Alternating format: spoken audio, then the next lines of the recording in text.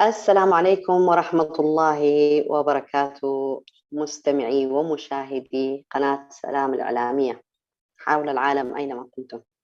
يتجدد اللقاء بكم معي أنا خديجة برهان في برنامج خطوة اليوم الثلاثاء، موعدنا المعتاد كل ثلاثاء في هذا الوقت. اليوم راح نتكلم عن موضوع مهم من المواضيع الاجتماعية اللي هو صلة الرحم. في الحقيقة موضوع صلة الرحم من المواضيع الاجتماعية الشائكة، يعني نحن دائما نشعر أنه صلة الرحم واجبة، لكن تظهر أمامنا شوية عقبات، يعني ممكن تكون عقبات نفسية. بعض الأحيان الواحد يكون ما يتفق مع أرحامه أو ما ينسجم معاهم أو في خلافات أو نفسيا ما يقدر يتواصل معاهم أو أي أسباب أخرى. فدائما يربكنا الموضوع هذا ويشوشنا ويشعرنا بالتقصير، بحالة عدم الارتياح. ليش حالة عدم الارتياح؟ لأنه إحنا في الأساس نحن يعني نبغى أن الله سبحانه وتعالى يقبل مننا عملنا الصالح، لكن دائما نحن في ثقافتنا الإسلامية وفي موروثنا الإسلامي وفي تربيتنا دائما في تحذير شديد جدا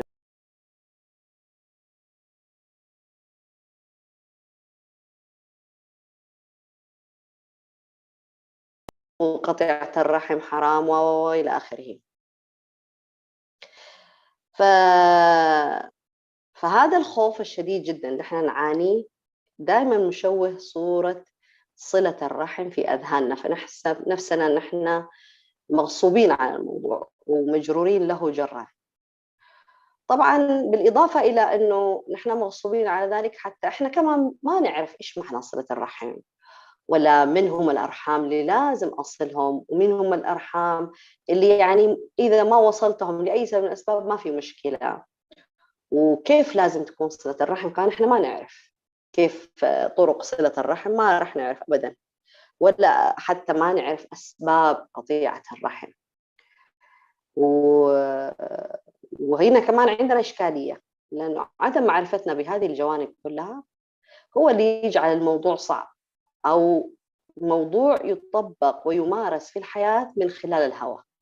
يعني إذا الإنسان شوية متدين ولا مرتبط بتعاليم الإسلام ولا بنظام الإسلام في حياته، هنلاقي يعني يغض الطرف ويمشي مع أرحامه بشكل جيد. والإنسان اللي يكون يعني يسير هواه في الموضوع نلاقي كمان يعني يتجاهل أرحام. فالموضوع شائك بسبب الجهل فقط، ولا هو ولا هو أمر يعني يجلب السعادة ويجلب الخير ويجلب الرحمة ويقوي الإنسان ويربط بعائلته بقوة. لكن دائما الجهل هو المشكلة في أي أمر في ممارسته وتطبيقه في واقع الحياة.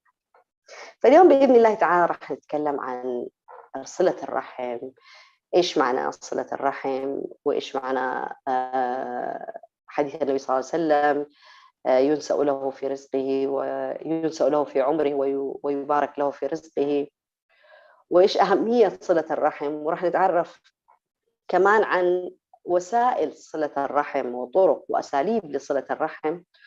وراح نعرف بإذن الله تعالى إذا كان بعض أرحامنا من الكفار، يعني يكون شخص مثلا هو مسلم لكن ربما عنده رحم، يعني خال مثلا ما دخل الإسلام في الأساس يعني، ولا في عائلة ما دخلوا الإسلام هو دخل الإسلام، إيش حكم، كيف يصلهم، إيش الحد الشرعي أو الضابط الشرعي في صلة أرحامه الغير مسلمين.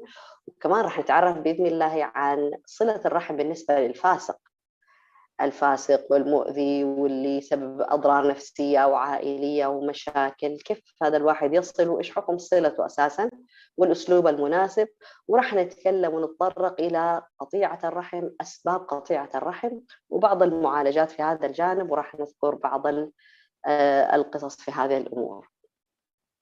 طيب أول شيء نبدأ في مسألة الرحم وصلة الرحم. طبعا صلة الرحم هي من أفضل ما يتقرب به العبد إلى الله سبحانه وتعالى. وهو ليش الأفضل؟ لأن الله سبحانه وتعالى في الحديث القدسي قال إيش؟ قال عن النبي صلى الله عليه وسلم في حديث القدسي عن الله سبحانه وتعالى لما اشتكت الرحم: ألا تحبين أن أصل من وصلك وأن أقطع من قطعك؟ فلذلك هو من أفضل الأعمال التي يتقرب بها العبد إلى الله سبحانه وتعالى، وهو طبعا واجب شرعا، لذلك قطيعة الرحم محرمة. فلأنه واجب شرعا هنا يبغانا انتباه شديد جدا أثناء التعامل مع هذا الأمر والتعاطي به وتداوله مع الناس. الله سبحانه وتعالى طبعا ربط صلة الرحم برحمته، أن أصل من يصلك وأن أقطع من قطعك. صلة الله سبحانه وتعالى للعبد معناها إيش؟ معناها البركة في الرزق والبركة في المال والبركة في الصحة والبركة في الأولاد والبركة في الوقت. يكفي أن الله سبحانه وتعالى من يصل الإنسان يصله وهو حي وهو ميت، يعني أجر هذا الفعل يبلغ للإنسان حتى وهو ميت، لأن الله سبحانه وتعالى لا يضيع ذكره بهذه الصلة. واللي يقطع رحمه طبعا الله سبحانه وتعالى يقطعه، معناه يقطع البركة والخير في الدنيا وفي الآخرة.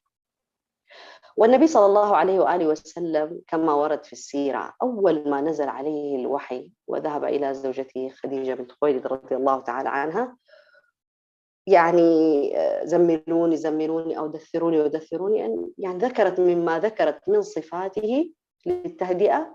قالت له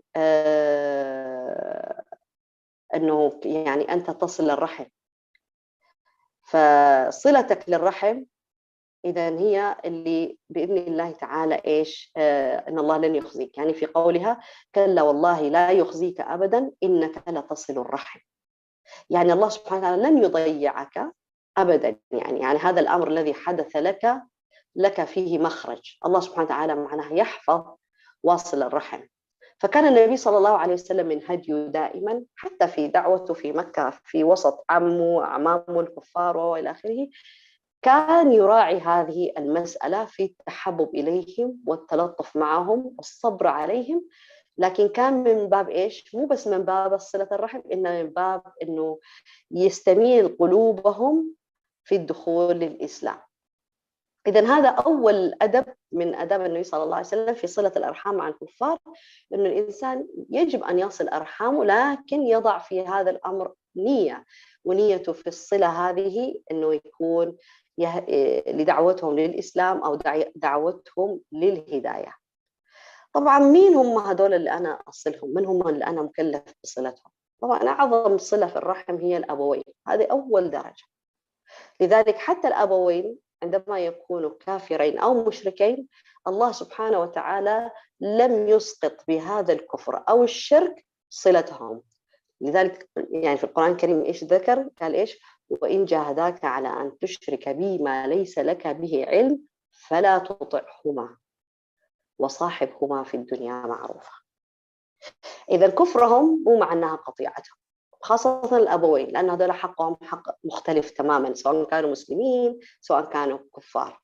لذلك أعظم الحقوق في صلة الرحم هي التي تؤدى للوالدين. وبعد كده يجوا الأرحام اللي أقل من الوالدين. طب من هم هذول الرحم اللي هم أقل من الوالدين؟ بعض العلماء يعني تفرعوا في الموضوع هذا وذكروا من هم الرحم وقسموهم تقسيم وكيف يكون صلتهم وإلى آخره. إحنا ما نبغى نذكر الجانب الفقهي في هذا الموضوع، إنما نبغى نذكر الجانب الاجتماعي والجانب الإسلام كيف يتكلم عن هذا الموضوع فقط. لذلك حناخذ الموضوع بالجملة. فصلة الرحم هم كل من لك يعني إنسان له قرابة معه، تجمع بهم قرابة، سواء قرابة بسبب الزواج، سواء قرابة بسبب إن هم يعني من نفس الرحم، أولاد العم، أولاد الخال، العم والعمة والخال والخالة، يعني أفراد العائلة، سواء كانوا قريبين سواء كانوا من الأباعد، يعني اللي يكونوا أقرب واللي يكونوا أولاد أولاد أولاد بهذا الشكل. يعني طبعا في بعض المجتمعات تعرف هذه المسألة، أنه يكون العائلة كبيرة جدا متفرعة ومتزوجين من عائلات ثانية، فيكون عندهم طبعا صلات، فهذول كلهم أرحام. لكن هل كل الأرحام هذول أنا حقدر أصلهم بنفس الدرجة وبنفس الطريقة وبنفس الأسلوب؟ أكيد لا، الموضوع جدا راح يكون صعب. لكن بصفة عامة كل الرحم هذول سواء كان بالزواج يعني بالنكاح أو بالمصاهرة فيما بينهم أو اللي تجمع بينهم قرابة، كل هؤلاء هم أرحام، فبالتالي لازم أفصلهم حسب ما أنا أستطيع وأقدر على صلتهم. كيف ممكن نقول هذا الكلام أو كيف ممكن يصير هذا الكلام؟ كل هذول الرحم لا يسقط عنهم أنهم قريبين ولا بعيدين صلتهم، لكن أنا ملزومة أو أنا ملزوم أني أنا أصلهم وأتواصل معهم. كيف ممكن أتواصل معهم؟ هل في طريقة محددة للتواصل معهم؟ هل في أسلوب معين؟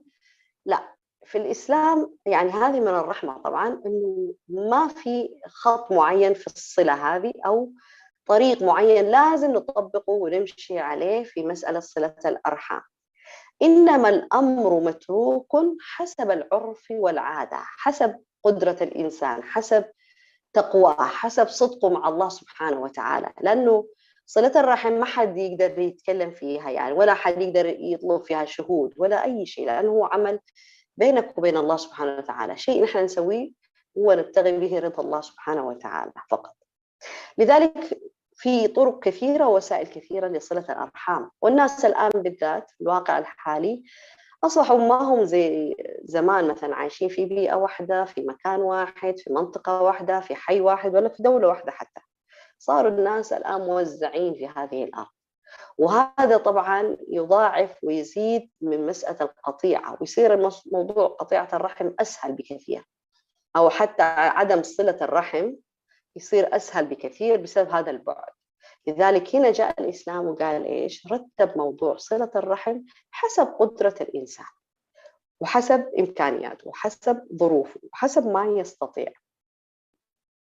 فعندنا ممكن تكون بعض الأحيان صلة الرحم ممكن تكون بالمال، ان انا اصل ارحامي بالمال. كيف؟ مثلا اعرف انا في ارحامي والله من هو ضعيف، من هو محتاج، من اعرف انه عنده مشاكل ماديه، من اعرف انه فقير الحال، ما عنده شغل، عنده عيال كثير، عنده مسؤوليات كثيره، فجانب من جوانب صله الرحم يكون بالمال فقط بالنسبه لحاله معينه زي كذا. مثلا في ناس ما تقدر والله على الاتصالات والزيارات، ما تقدر سبحان الله يعني ما يأتي معها هذا الأمر، لكنهم عندهم كرم مادي يستطيعوا أنهم يقدموا المساعدات لكل ذي رحم في عائلتهم، حتى اللي يكونوا بالزواج يعني. فتلاقيهم ما شاء الله تبارك الله يساهموا في التزويج مثلا، إذا مات ميت مثلا في الصدقات، إذا أحد يعرفوا في العائلة مريض مثلا يساهموا ويشاركوا في تكاليف العلاج، أو مثلا في تكاليف دراسة الأبناء، أو في تكاليف مادية معينة، أو مثلا يكون رب الأسرة ما يشتغل فتلاقيهم يساهموا مثلا يصرفوا راتب شهري حتى لو كان مبلغ بسيط. المهم هو النية في الفعل، يعني مو لازم يكون مبلغ كبير. إذا في جانب مثلا من جوانب صلة الرحم يحدث ويصير بالمال، وهذا طبعا أعظم شيء، لأنه الإنسان كون إن أنا اليوم أقدم مساعدة مالية لفلان من الناس ولا فلانة من الناس، معناها أنا أكفيهم شر السؤال ومد أيديهم للخارج، وإنه يجلسوا متضررين.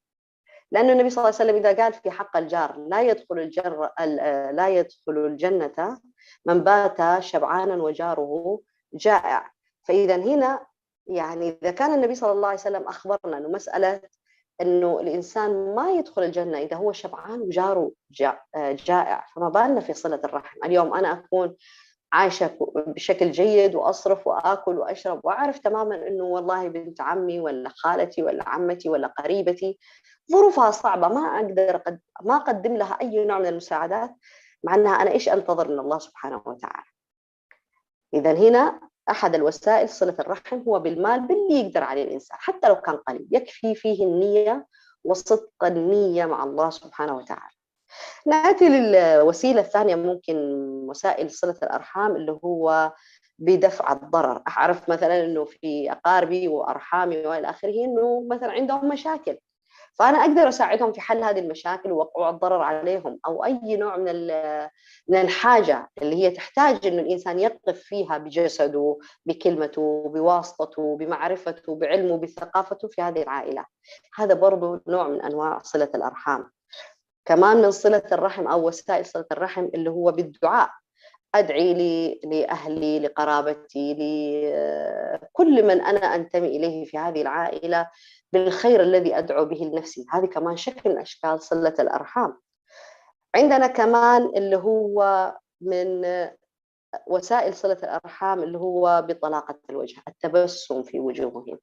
مو أروح أزور أقاربي وأرحامي وعائلتي وإلى آخره وأنا متجهم وأنا مكشر وأنا مالي نفس، ويبان على وجهي إنه أنا مالي خلق ولا لي نفس إن أنا أروح لهم ولا أزورهم ولا أصلهم، أروح لهم بدون نفس، يشعروا بهذا الشيء. هذه طبعا أذية. المفروض إني أنا لما أروح أزورهم ولا حتى مثلا أتواصل معهم بالاتصالات التليفونية يظهر على صوتي كما يظهر على وجهي إن أنا سعيد يعني، أو إن أنا مبسوط إني أنا قاعدة أتواصل معهم، مو بدون نفس، كأن الإنسان مغصوب على هذا الأمر. طبعا الإنسان يقول ممكن أنا والله ما أقدر، بعض الأحيان يكونوا أذوني، بعض الأحيان يكونوا مزعجين، بعض الأحيان يكونوا إيش ما يكونوا. هذا العمل نحن نقوم به لله سبحانه وتعالى، ولا نقوم به من أجلهم هم، مو هم كأشخاص. نحن ما لنا علاقة فيهم كأشخاص، نحن لنا علاقة بالفعل هذا نحن نتوجه به إلى الله سبحانه وتعالى. لذلك احنا ملزومين شرعا، نحن مثلا لما الإنسان يقدم صدقة من خلال تبسمه، لأن النبي صلى الله عليه وسلم ذكر تبسمك في وجه أخيك صدقة. إذا اليوم أنا والله لازم أتبسم، لأن التبسم هذا صدقة، معناها أنه أنا من قلبي لازم أتبسم، لازم أتذكر عظم الأجر اللي يدفعني دفعا لأن أنا أبتسم أثناء ما أنا أزور قرابتي وأتواصل معهم. كمان من وسائل التواصل مع الأقارب اللي هو عن طريق إيش؟ الاتصالات الهاتفية. يعني الواحد ما يقدر يروح لهم، ما يزورهم مثلا، مو إنه خلاص انقطعت بنا السبل بهذا الشكل، لا.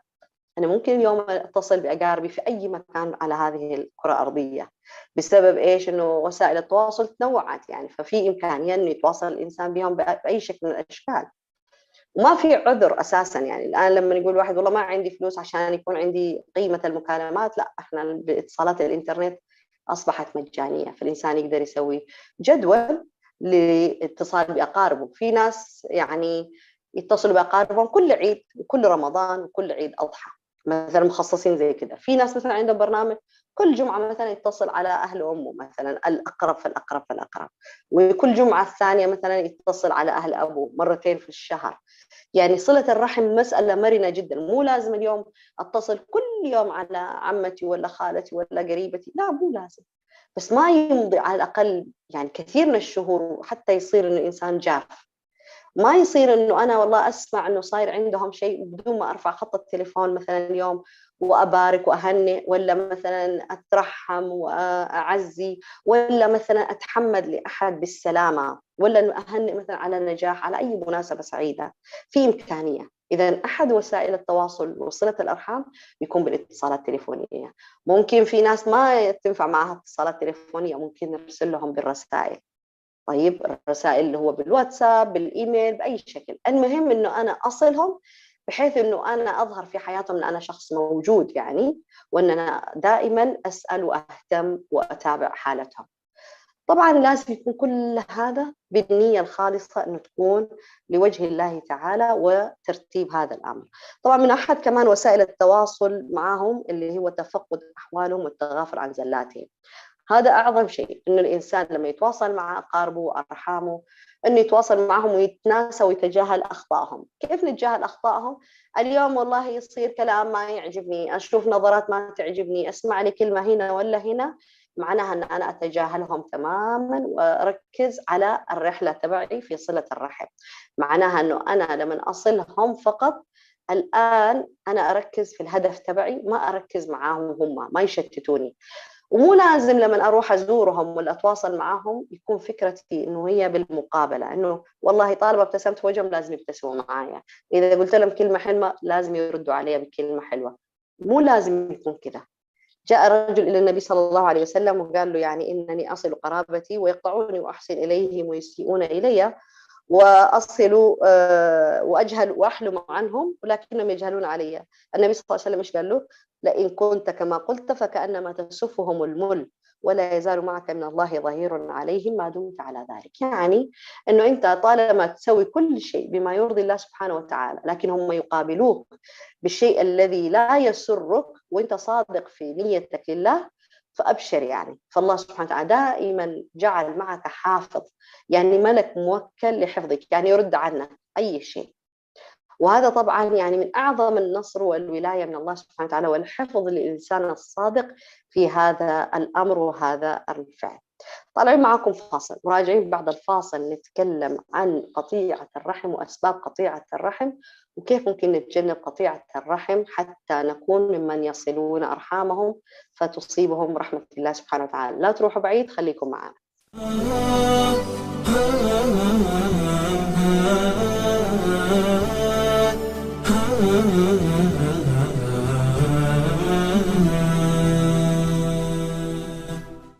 بمناسبة قرب شهر رمضان المبارك، تعلن شبكة سلام الإعلامية عن إتاحة الفرصة للإعلان من خلال منصاتها للمؤسسات والمنظمات الخيرية خلال شهر رمضان المبارك مجانا، وتخفيض 50% للشركات الاستثمارية التجارية. بادر بالحجز الآن.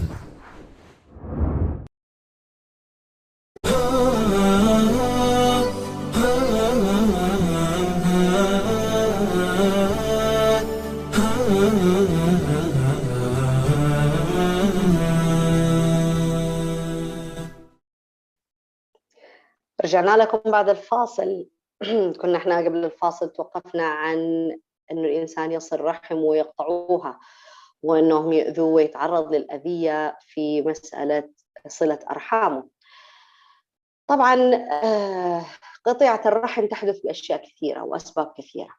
كثير مننا عنده مشاكل مع ارحامه بسبب او بدون سبب. بعض الاحيان يكون عدم الانسجام، بعض الاحيان يكون عدم الارتياح، بعض الاحيان يكون مشكلة قديمة صارت بين الأبوين أو الأشخاص الكبار في هذه العائلة، فورثوا كراهيتهم وأحقادهم لأولادهم، فيجوا الأولاد عندهم تحسس أو موقف عدائي تجاه الطرف الآخر، فيصير في قطيعة رحم. ممكن يكون والله بعضهم تزاوجوا من بعضهم البعض فصار طلاق، فتتقطع العائلات كلها. بعضهم يكون والله واحد في يوم من الأيام سوى شيء يعني زعل أي فرد من العائلة فقاموا قاطعوه كلهم. بعض الأحيان يكون المال هو سبب القطيعة هذه كلها. فكل أسباب القطيعة التي تحدث هي مما يغضب الله سبحانه وتعالى وتؤدي إلى قطيعة الرحم. والمفروض أنه ما يصير زي كده. المفروض أنه بالرغم وجود كل المشاكل، يعني المشاكل في شيء وصلة الرحم شيء آخر. لكن مع الأسف الشديد طبيعة الإنسان وطبيعتنا نحن كبشر إيش نسوي؟ كل شيء نحطه مع بعض. اليوم أنا أختلف مع فلان، معناها أنا وأولادي لازم نكون حزب ضده. لازم ما يعني يكون هذا الشخص هو الشرير. كله على بعضه، مو إنه الحدث هو الخطأ اللي صار بيني وبينه وأفصل. اليوم اثنين أخوان مثلا يدخلوا، اثنين أخوان لو دخلوا في الشراكة في مشروع معين وما نجح المشروع لأي سبب من الأسباب، ويختلفوا اختلاف قوي جدا يؤدي إلى أنهم يتقاطعوا أولادهم وأحفادهم والعائلتين، والعائلة الكبيرة تصف مع هذا وهذا وتنقسم كل العائلة. ما يعرفوا الناس الآن يركزوا على موضوع واحد اللي هو إيش؟ طالما أنا وأخوي دخلنا شراكة مادية، خلاص الربح والخسارة في ده الموضوع لحاله، وكنا إن إحنا أخوين موضوع ثاني. لكن كله مع بعضه صحيح. اليوم أولاد العم وأولاد الخال وأولاد العم وأولاد الخال لما يتزوجوا من بعضهم البعض صار موضوع مخيف زواج الأقارب، لأنه بالنتيجة كل الناس لما تسألهم عن زواج الأقارب إيش المخاوف أو الخوف الأول اللي دائما يعملوا حسابه إنه العائلات راح تتفرق إذا تطلقوا. معناها مسؤولية استمرار هذه العائلة وتواصلهم مربوط بهذول الاثنين. هذول الاثنين طب ما اتفقوا، حياتهم ما مشيت، أي سبب من الأسباب يعني يجعلهم ينفصلوا، هل معناها أنه خلاص تنفصل العائلات ولا تبقى كما هي؟ المفروض أن العائلة تبقى كما هي، ما لها علاقة. اثنين انفصلوا ما له دخل، علاقة العائلة تتحسس ويتقاطعوا ويقطعوا رحمهم. وهذا طبعا من أسوأ الأشياء اللي تحدث في هذه الأيام. النبي صلى الله عليه وسلم قال إيش؟ إن رجلا قال يا رسول الله أخبرني بعمل يدخلني الجنة. فقال القوم ما له ما له، فقال النبي صلى الله عليه وسلم أرب ما له، فقال النبي صلى الله عليه وسلم تعبد الله ولا تشرك به شيئا وتقيم الصلاة وتؤتي الزكاة وتصل الرحم. فتخيلوا أن صلة الرحم تدخل الجنة، والإنسان يقفل باب الجنة بس بسوء تصرفاته في هذه الجوانب. فهنا إذن عندنا أسباب كثيرة لقطيعة الرحم، قد تكون بعضها معروفة وبعضها هي أساساً قطيعة الرحم هو كعرض يظهر لكن في سبب أساسي خلفه. فمن أعظم أسباب قطيعة الرحم الحسد، وهذا يقع، يكون في حسد بين الأقارب بين الأرحام مع بعضهم البعض فيؤدي إلى قطيعة الرحم. ليش؟ لأنه الحسد إيش؟ وتمني زوال النعمة عن المحسود.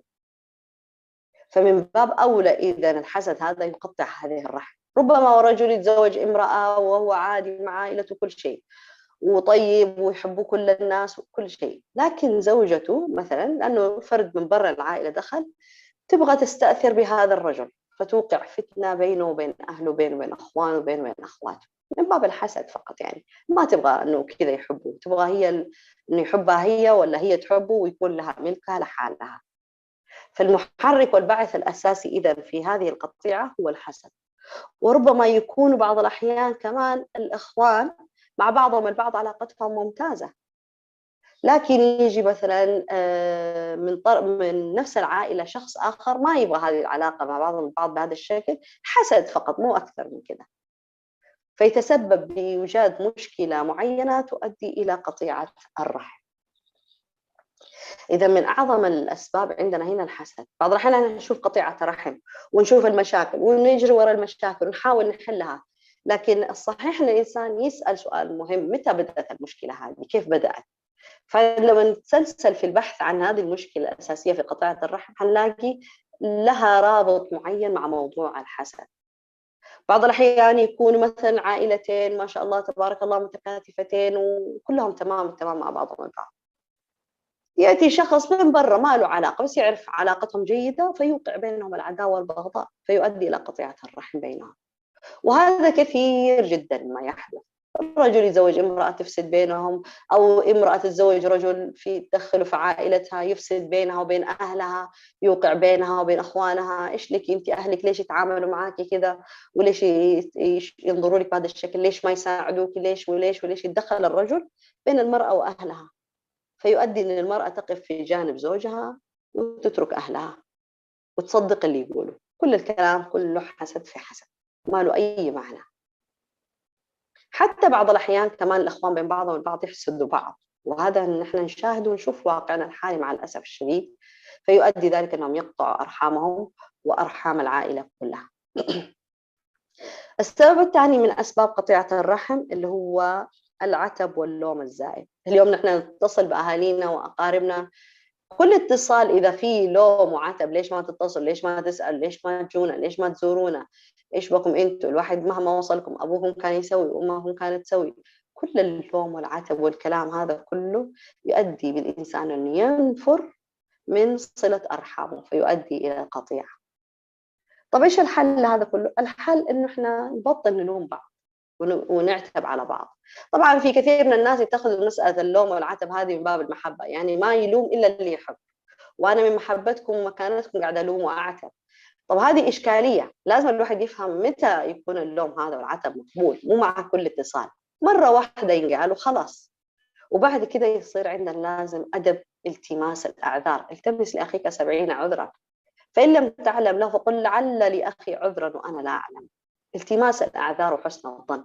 اليوم لما ما يتصل علي ولا يقاطعني، ليش أنا أجلس في حالة انتظار إنه يتصل علي ويصلني؟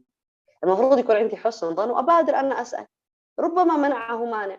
إذا الإنسان الآن يعود أهله وأقاربه إنه يتصل ويتصل ويتصل، أو يروح يزورهم وينقطع عنهم، ما يشغلوا نفسهم يقولوا إيش مو ما قاعد يجي ولا قاعد يتصل، مو زي عوائل. إنما دائما يمسكوا يعدوا كم مرة ما جاهم، بدل ما يعدوا ويحصوا كم مرة جاهم، كم مرة اتصل، وكم مرة سأل. فالعتب واللوم الزائد ينفر الإنسان ويؤدي هذا الشيء إلى قطيعة الرحم. كمان عندنا من أسباب قطيعة الرحم الكبر أو التكبر. الإنسان يوصل لمكانة منزلة معينة، ربما تكون منزلة وظيفية، ممكن الإنسان يترقى ويصير مدير في دائرة، ولا يكون غني، ولا ياخذ شهادة، ولا مثلا ياخذ جنسية معينة، ولا يعيش في البلد الفلاني، فيبدأ يشوف نفسه على أقارب، ويشوف نفسه على كل الناس اللي حوله، وينظر لهم نظرة دونية، فتكبر. يعني مين هذول اللي أسأل عنهم؟ ليش هم ما يسألوا؟ يعني يأتي من فوق، فيتبع مبدأ إيش؟ إنما أوتيته على علم عندي، خلاص. فهذا طبعا من أكبر العوائق أن الإنسان ما يتنازل، وخاصة كمان لما يكون الكبير في السن، فما يتنازل، يقول ليش هم ما يسأل. يكون الأخ الكبير مثلا بدل ما يصل العائلة وأخوانه الأصغر منه ويربطهم فيه، تلاقيه مثلا يقول ليش هم ما يتصلوا ويسأل، ليش هم ما يزوروني، أنا الكبير، المفروض هم يجوني، المفروض هم يسووا لي، المفروض هم. فهذا التكبر يجعل كمان يحدث في قطيعة الرحم، مع أنه سبحان الله الإنسان كل ما يكون ذو منزلة وذو علم وذو عمر وذو منصب وهو يكون أحسن من الجميع، لما هو يصل ويتواصل راح يربط العائلة بقوة به، ويكون هو أساسا واجهة العائلة الإيجابية، هو دائما القدوة في التواصل وصلة الأرحام. فإذا عندنا كمان الكبر من الأسباب قطيعة الرحم. كمان عندنا من أسباب قطيعة الرحم عدم المبادرة، أن الإنسان ما يبادر، ينتظر دائما الناس هم اللي يقدموا بدل ما هو يقدم لهم دائما. أو أخف الضررين يعد، أنا اتصلت لازم يتصل، إذا رحت له لازم يجيني، إذا هديته لازم يهديني. هذه المقابلة هي المشكلة. بدل ما الإنسان يكون عنده المبادرة، لا، يكون عنده عدم المبادرة، عدم التسابق على الخير وعلى الصلة وعلى التعارف وعلى التواصل في هذه العائلة.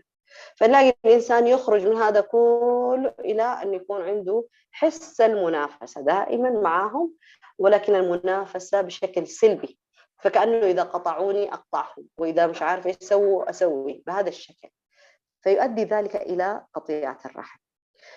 بعض الأحيان كمان من أسباب قطيعة الرحم اللي هو ردة الفعل، لكل فعل ردة فعل. احنا ذكرناها، قلنا مبدأ الناس الآن حتى بدون ما يكون في رحم، إنه إذا جاني أروح له، إذا هداني أهدي له، إذا بارك لي أبارك له، إذا عزاني أعزي.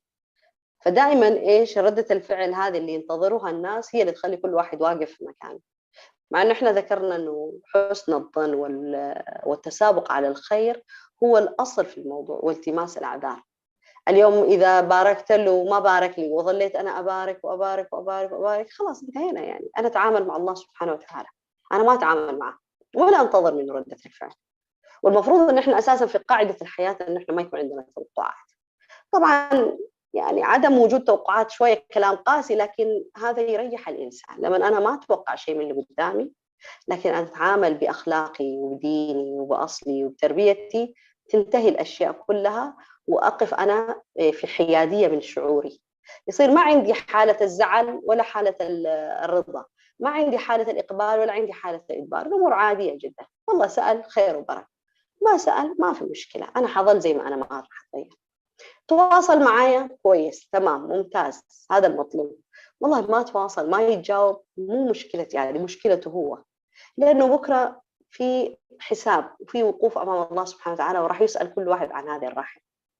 فالمفروض أن إحنا من الآن نكون جهزنا كل الإجابات، أو على الأقل نكون عرفنا وحددنا موقفنا مع هذه الآداب الإسلامية وهذه الحقوق التي نؤديها لله سبحانه وتعالى لأرحامنا. كمان عندنا اللي هو من أسباب قطيعة الرحم الجهل بالحكم الشرعي. في كثير من الناس تدخل في مسائل فقهية في هذا الجانب وتضيع.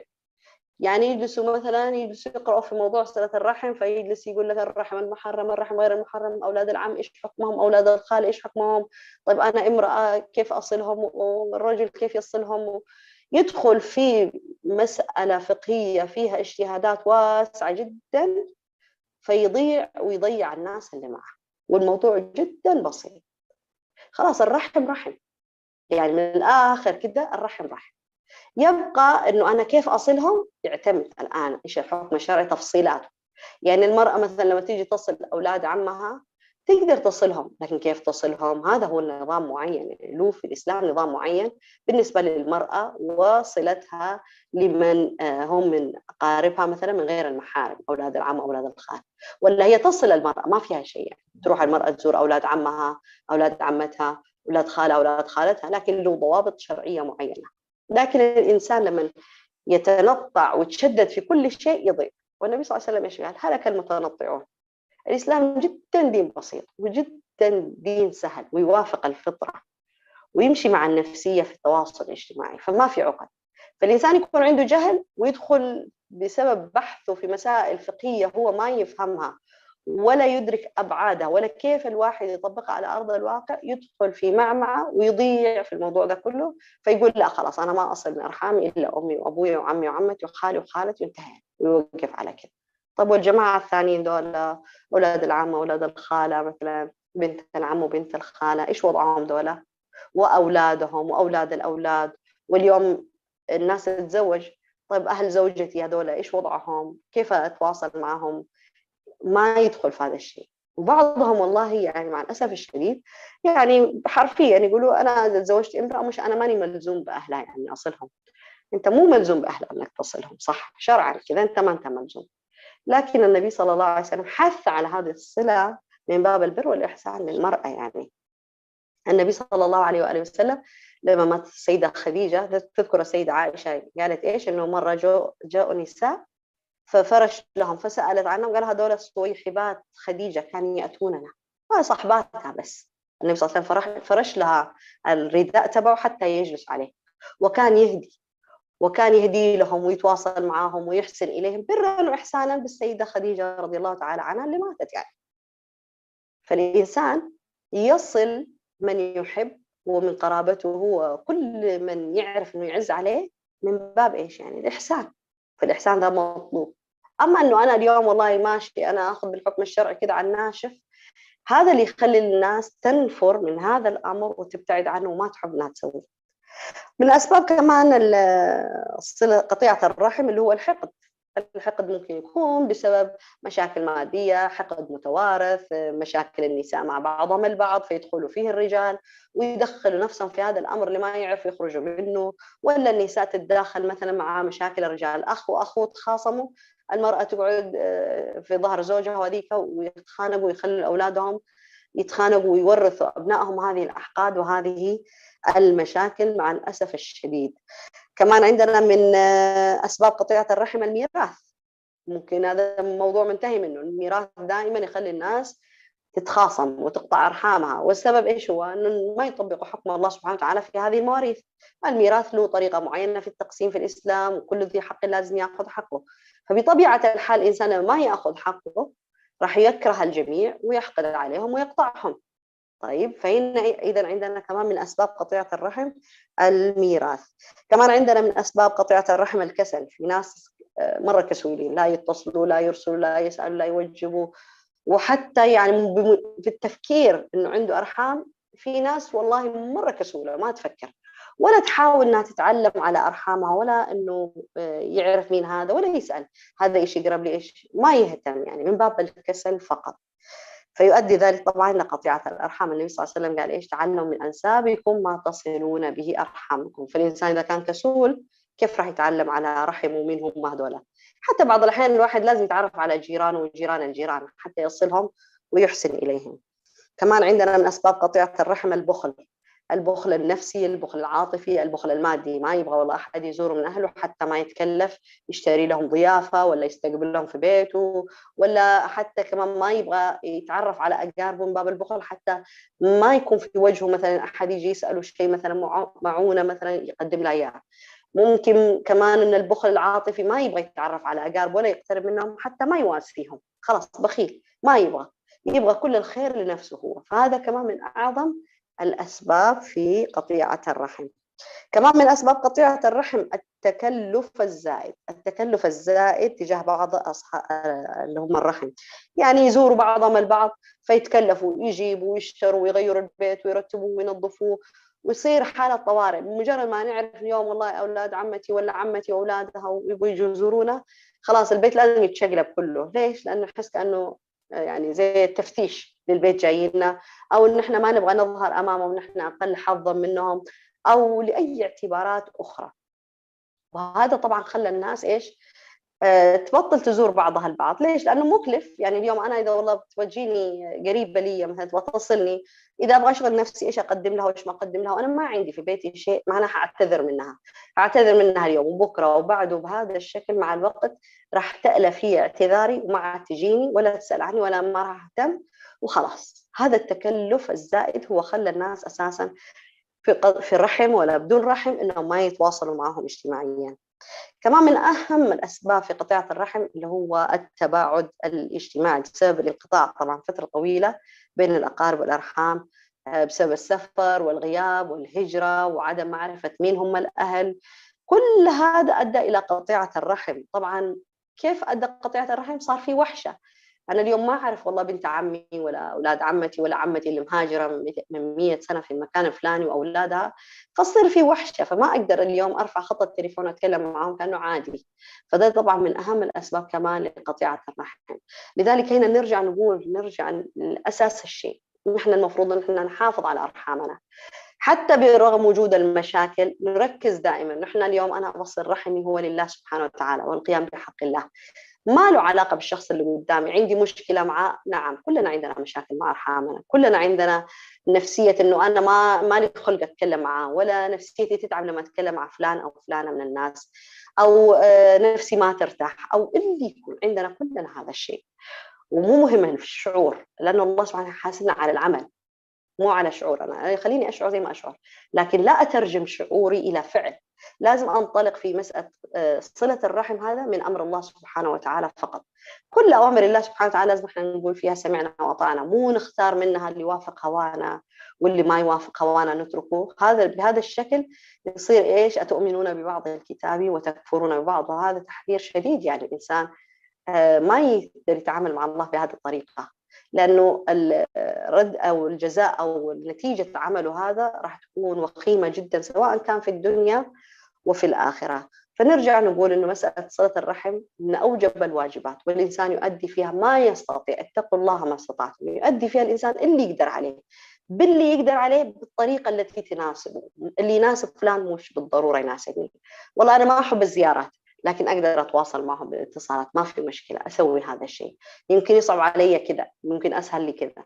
المهم أتقي الله سبحانه وتعالى. حتى الفقهاء جعلوا الموضوع صلة الرحم هذا والوسائل المتبعة فيه حسب العرف، حسب الدارج، حسب القدرة، حسب الإمكانات، حسب الزمان والمكان. إحنا اللي نقرر، لكن لازم نأديه منطلقين من الحكم الشرعي في هذا الأمر أنه هو واجب وقطيعة الرحم محرمة فقط. أما غير كذا ما نلتفت لهذا الموضوع بأي شكل من الأشكال. واللي يقول فيه تفصيلات وما تفصيلات، والله أنا في رأيي ما يلتفت فيه، ويلتفت لعظم الجزاء من عند الله سبحانه وتعالى في هذا الأمر الواجب، وهو أوجب الواجبات. اليوم إحنا ملزومين شرعا أمام الله سبحانه وتعالى من باب البر والإحسان لأنفسنا، من باب البر والإحسان لأهالينا، لآبائنا، لأمهاتنا، لأزواجنا، لزوجاتنا، إن إحنا نصل أرحامنا ونعلم أبنائنا منذ الصغر أنهم يصلوا أرحامهم. نعلمهم عمليا. اليوم لما أنا أخذ بنتي وولدي في العيد في الاتصالات يسمعوني ويشوفوني، هذا هو اللي راح يتربى عليه المحبة. لو أنا ما أسوي هذه الأشياء قدام أولادي، لازم نكون متأكدين أنه الجزاء من جنس العمل. زي ما أنا أقطع رحمي اليوم وما أصلهم وما أقوم بحق الله، بكرة أولادي لا سمح الله راح يجازوني بنفس الشيء. ليش؟ لأنه تساهلي أنا في هذا الأمر يؤدي أن أولادي يتساهلوا في قطيعتهم لي، أو قطيعتهم لبعضهم البعض، أو قطيعتهم لمن هو واجب عليهم صلتهم. بالنتيجة مين اللي راح يكون زرع هذه البذرة، بذرة القطيعة في قلوب الأبناء؟ هم الأبوين أو المربين، وهم راح يحصدوا نتيجة عملهم. فاللي يبغى يصل رحمه اليوم هو بإذن الله تعالى راح يتحقق عنده مسألة صلة الرحم من قبل أبويه، من قبل أولاده، من قبل الناس كلهم من حواليه. ودائما احنا نعرف انه واصل الرحم محبوب عند الله سبحانه وتعالى. فالله سبحانه وتعالى اذا حب عبدا يعني قال لجبريل ايش؟ اني احب فلانا فاحبه، فيجعل الله سبحانه وتعالى له القبول في الارض. اسال الله سبحانه وتعالى ان يجعلنا ممن يصلون ارحامهم، وممن يكونوا من الذين يحبهم الله سبحانه وتعالى. والتقيكم بحول الله تعالى يوم الثلاثاء القادم في موضوع جديد ومتجدد مع برنامج خطوه معي انا خديجه برهان. حتى ذلك الوقت اترككم في حفظ الله ورعايته، في امان الله.